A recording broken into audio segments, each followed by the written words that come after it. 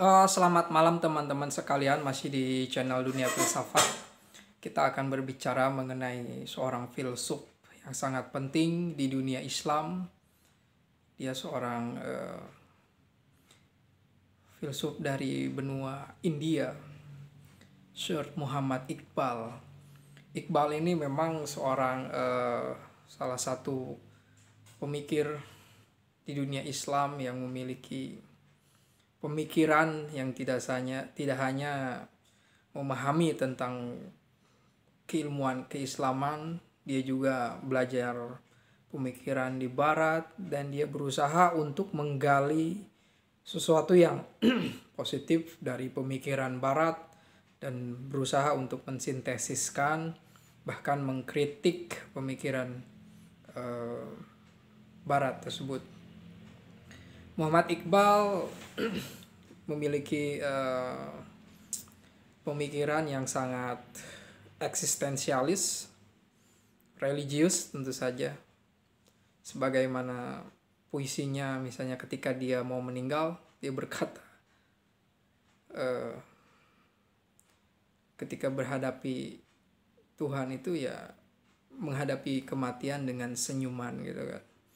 Atau dia selalu menginisiasi bahwa seseorang itu harus menjadi elang gitu kan. Sampai kapan kau menjadi burung pipit yang hinggap dari satu pohon, yang hinggap di satu dahan ke dahan yang lain, kenapa kau tidak menjadi raja wali untuk terbang tinggi di langit sana? Ya, filsafat Iqbal secara ontologi tentu saja bersifat spiritual. Dia memahami bahwa eksistensi manusia itu ada kaitannya dengan suatu kesempurnaan untuk mengalami evolusi menjadi manusia yang sempurna. Sempurna itu dengan apa? Dengan memahami tentang konsep diri. Dan konsep diri ini bersifat transenden. Filsafat Hudi atau filsafat diri inilah yang menjadi tema dari filsafat Iqbal. Menyadari tentang eksistensi diri, otentisitas diri.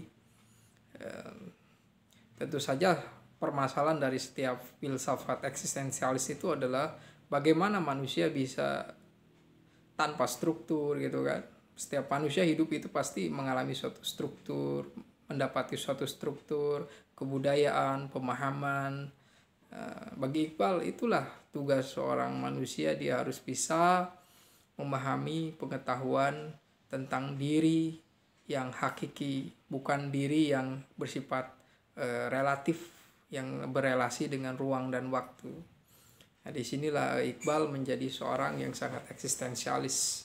Pemikiran mengenai diri adalah pemahaman mengenai bagaimana cara berada di dunia. Bagaimana cara berada di dunia?